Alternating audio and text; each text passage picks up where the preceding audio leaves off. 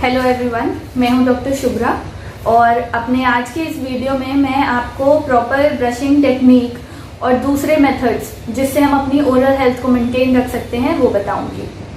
तो सबसे पहले जानते हैं ब्रशिंग इम्पोर्टेंट क्यों है और फिर बाद में जानेंगे कि इसे करते कैसे हैं। तो ब्रशिंग इम्पोर्टेंट इसलिए है ताकि हम अपनी ओरल हेल्थ जो है, मुंह की सफाई ये मेंटेन रख सके। जो गम्स और टूथ की जो सफाई है, जो हेल्थ है, उसको हम मेंटेन्ड रख सके, इसलिए ब्रशिंग इम्पोर्टेंट है। दूसरी चीज, हमारे मुंह से बैड ब्रेथ आती है अगर हम ब्रश नहीं करते हैं या अपने टंग को क्लीन नहीं करते हैं। पेशेंट्स की कंप्लेन होती है कि हमारे मुंह से बदबू आ रही है, लोगों के सामने जाना एम्बैरेसिंग होता है, तो उसके लिए भी हम ब्रशिंग करते हैं। ब्रशिंग से मैक्सिमम लिमिट तक हमारा जो बैड ब्रेथ का कंप्लेन है वो सॉल्व हो जाता है।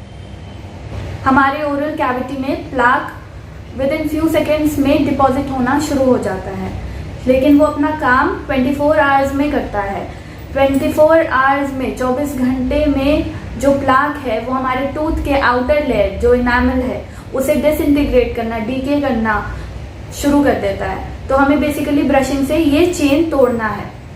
According to many studies, it has been stated that the infections in our oral cavity can later on lead to diabetes as well as cardiovascular diseases.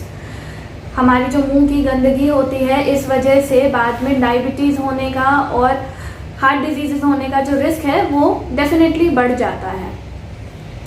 तो चलिए हम देखते हैं कि ब्रशिंग करते कैसे हैं और हम कैसे इन सब चीज़ों से अपने मुंह की जो ओरल हाइजीन है उसको मेंटेन रखेंगे। और पहले मैंने आपको बता दिया कि ब्रशिंग क्यों इम्पोर्टेंट है, अब मैं आगे आपको बताऊंगी कि कैसे करते हैं इसे। ये हमारा मॉडल है, तो इसका बेसिकली ये दांत मिसिंग है नीचे का।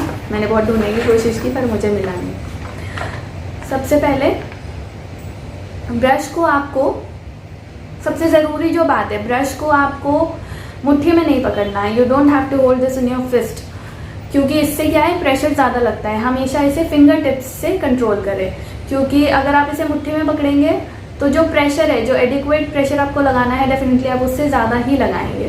तो आप इसे फिंगर टिप्स पे में ही पकड़े।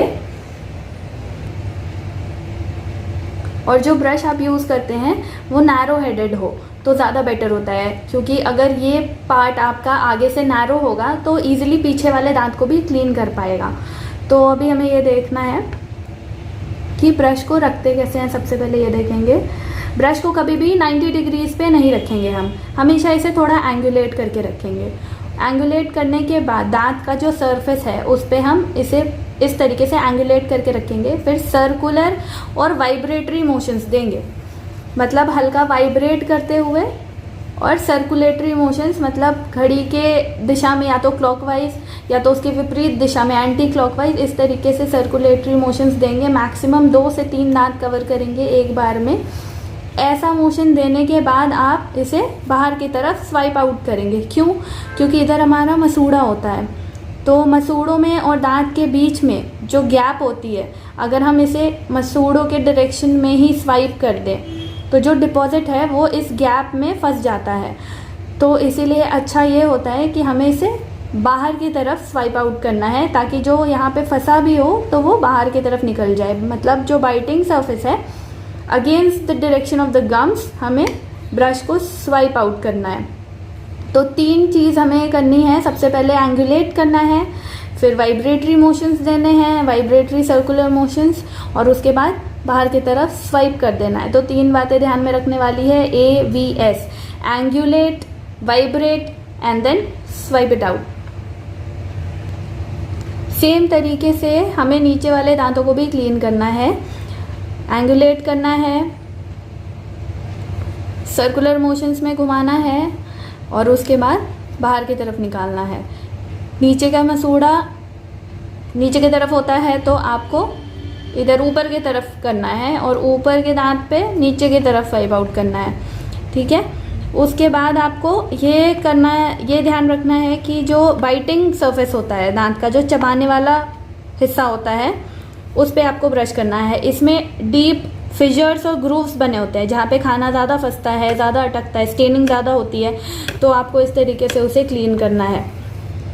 अंदर के भी सरफेस को आपको प्रॉपर्ली क्लीन करना है, दांतों के अंदर के सरफेस को भी क्लीन करना है, ये वाला सरफेस। तो आपको इसे भी बाहर की तरफ ऐसे निकालना है और यहाँ पे भी सर्कुलर मोशंस भी देने हैं। जो सामने का दांत होता है उसमें आप ब्रश को वर्टिकली प्रेस करें ताकि ये प्रॉपर्ली क्लीन हो पाए। सेम ऊपर वाले दांतों के लिए भी ब्रश को इस तरीके से प्लेस करें और बाहर की तरफ निकालने की कोशिश करें। थोड़ा टफ होता है हर सरफेस को क्लीन करना, लेकिन आप जितना ज़्यादा क्लीन रखेंगे उतना ही आपका ओरल हेल्थ मेंटेन रहेगा। तो अभी मैंने आपको क्या बताया कि एंगुलेट करना है, सर्कुलर वाइब्रेटरी मोशंस देने हैं और बाहर की तरफ मसूड़ों के विपरीत दिशा में आपको स्वाइप कर देना है इसे, ठीक है। तो ऐसा करके आपको दांतों के सारे सरफेसेस को क्लीन करने हैं, मतलब साइड के, पीछे के, अंदर के, इस तरफ जो बाइटिंग सरफेस है उसके, ये सारे सरफेस क्लीन होने चाहिए। और ऐसा करते टाइम ध्यान दे, जो क्रिवाइसेस होते हैं गम्स के, जो बीच का स्पेस होता है उसमें भी खाना फंसा होता है, वो निकल जाता है। पर सारी ही चीज़ें ब्रश से क्लीन नहीं हो पाती है, क्लीन करने के बाद भी थोड़ा बहुत कहीं रह जाता है। तो उसके लिए हम क्या करेंगे, उसके लिए क्लीनिंग के लिए एक दूसरा एड है जिसे हम डेंटल फ्लॉस बोलते हैं, उसे भी कैसे यूज करना है मैं अभी आपको बताती हूँ। ये जो है ये माउंटेड फ्लॉस है, तो इसे यूज करना इजी होता है as compared to manual floss. अब आपने ब्रशिंग तो कर ली अच्छे से, पर उसके बाद भी अगर कहीं पे खाना फंसा रह गया या आपके दांतों में बहुत ज़्यादा ही टाइट कॉन्टैक्ट है जो ब्रशिंग से नहीं क्लीन हो सकता है, तो उसके लिए फिर आप फ्लॉस यूज़ करेंगे। इसे हम ऐसे यूज़ करते हैं, दांतों के बीच में इतना स्पेस होता है नेचुरली कि एक फ्लॉस चला जाए। तो ये जो बीच का जो पार्ट है आपको इस तरीके से इंसर्ट करना है दो दांत के बीच में और थोड़ा सा मोशन देना है, बहुत ज़्यादा नहीं, अदरवाइज आपके गम्स को ये नुकसान पहुंचाएगा। तो इस तरीके से इसे मोशन देना है और निकाल देना है, ठीक है। सारे ही दांत में नेचुरली इतना गैप होता है कि वो इससे क्लीन हो जाए। अगर वहाँ खाना फंस सकता है तो वहाँ फ्लॉस भी जा सकता है। इस तरीके से आप पीछे के भी दांत को क्लीन करेंगे, आगे के भी दांत को क्लीन करेंगे। सेम ऊपर के लिए भी अप्लाई होता है। तो इस तरीके से आप फ्लॉस से जो इंटरडेंटल स्पेस है उसे क्लीन कर सकते हैं। अभी मैंने आपको एक मैनुअल फ्लॉस, माउंटेड फ्लॉस दिखाया, अब ये दूसरा नॉर्मल फ्लॉस है जिसका आप थोड़ा लंबा लेंथ ले लें। दोनों साइड फिंगर्स पे इसे रैप करें और ये ध्यान रखें कि जब आप रैप करते हैं तो बहुत ज़्यादा बड़ा फ्लॉस नहीं लेना है आपको, क्योंकि उससे जो क्लीनिंग है वो उतनी इफेक्टिवली नहीं हो पाएगी जितने प्रॉपरली एक छोटा मेजरमेंट, आपको जो वर्किंग पार्ट है वो छोटा सा रखना है, बाकी आपको अपने फिंगर्स पे रैप कर लेना है। और या तो आप थंब से इस पर प्रेशर डालें या तो किसी दूसरे इंडेक्स फिंगर से या फिर मिडिल फिंगर से, जिससे भी आप इस पर प्रेशर डाल सकते हैं, उस पर आप प्रेशर डालें और इस तरीके से दांतों के बीच में ले जाकर इसे क्लीन कर सकते हैं। पीछे वाले दांतों के लिए भी ये आप यूज़ कर सकते हैं अपने अपने कंफर्ट के अकॉर्डिंग। तो अभी मैंने आपको दो एड्स बता दिए जिससे हम ओरल हाइजीन मेंटेन करेंगे। पहला ब्रश, दूसरा डेंटल फ्लॉस, तीसरा हमारे पास है फ्रॉक्सा ब्रश। ये फ्लॉस का ऑल्टरनेटिव है। अगर आप फ्लॉस कंफर्टेबली नहीं यूज़ कर पा रहे हैं या वो आपको कहीं आपके गम्स पे हर्ट कर रहा है तो आप फ्रॉक्सा ब्रश या फिर इंटरडेंटल ब्रश यूज़ कर सकते हैं। उसको किस तरीके से यूज़ करना है वो भी मैं आपको बता दूंगी। जो दांतों के बीच में जहाँ पे जो सर्कुलर जगह होता है, यहाँ पे सर्कुलर नहीं सॉरी ट्राइंगुलर, तो जो दांतों के बीच में जो स्पेस होती है गम्स के पास, उसमें हम ये यूनिटफ्टेड ब्रश यानी कि जिसमें एक सिंगल ब्रिसल होता है उसको हम इस तरीके से अंदर ले जाकर बाहर लाकर इस तरीके से यूज़ कर सकते हैं, ठीक है।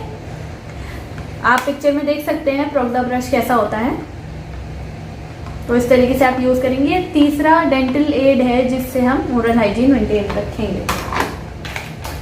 फोर्थ जो है हमारे पास टंग स्क्रैपर है। तो टंग स्क्रैपर आपको कैसे यूज़ करना है आपको पता ही होगा। मोस्टली ये ध्यान रखना है, लोग क्या करते हैं सिर्फ आगे आगे का टंग ही आप स्क्रैप कर लेते हो, तो आपको पूरा टंग ही क्लीन करना है। अगर आपको इससे दिक्कत आती है तो आप एक सेपरेट ब्रश रख सकते हो। काफ़ी बार ब्रश के पीछे भी ऐसे रेशंस होते हैं, तो आप उससे भी अपना टंग क्लीन कर सकते हो। अब मैं आपको कुछ ऐसी बातें बताऊंगी जो ध्यान में रखने वाली है। जो एवरेज टाइम है ब्रश करने का वो 2 मिनट होता है। तो 2 मिनट के आप थोड़ा कम या थोड़ा ज़्यादा कर सकते हो, लेकिन जो एवरेज टाइमिंग होती है वो यही होती है। आपको बहुत लंबा भी ब्रश नहीं करना और बहुत कम देर तक भी ब्रश नहीं करना है। और आपको इस बात का ध्यान रखना है कि जो आप ब्रश यूज़ कर रहे हो उसके जो ब्रिसल्स हैं वो सेपरेट नहीं हो गए हो, मतलब बाहर की तरफ फ्लेयर नहीं हो गए हो। इसका मतलब होता है कि आपका ब्रश खराब हो चुका है। आपको हर 2 से 3 महीने में ब्रश चेंज करना चाहिए। आपका जो टूथ ब्रश है उसको आप मैक्सिमम 200 टाइम्स तक यूज़ कर सकते हो। उसके बाद हमें उसे चेंज कर लेना चाहिए, क्योंकि ऐसा देखा गया है कि 200 बार यूज़ करने के बाद वो ब्रश ऑटोमेटिकली ख़राब हो जाता है। तो आपको अपना ब्रश हर 2 से 3 महीने में चेंज करना है। ब्रश की सफाई भी रखनी है। ब्रश आपके दांतों को साफ करता है, तो आपको ब्रश को भी साफ ही रखना है।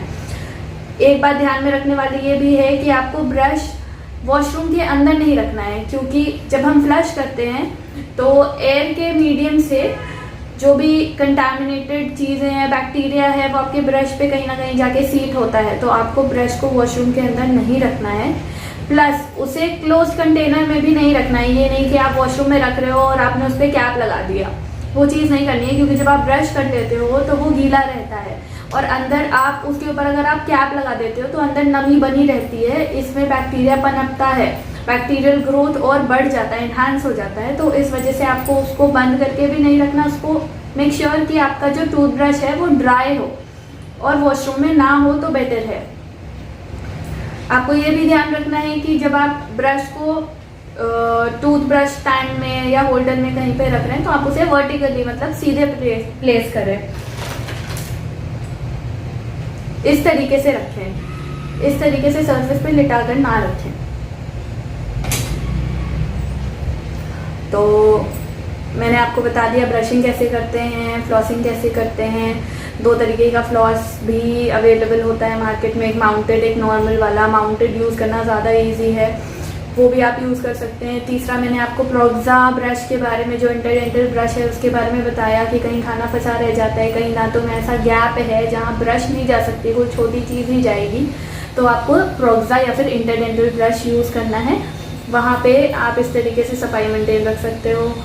और 4th चीज़ मैंने आपको टंग क्लीनिंग के बारे में भी बताया। या तो आप टंग स्क्रैपर से जीभ को साफ रखें या फिर आप एक सेपरेट ब्रश रख लें जिससे आप टंग को स्क्रैप कर सकते हो।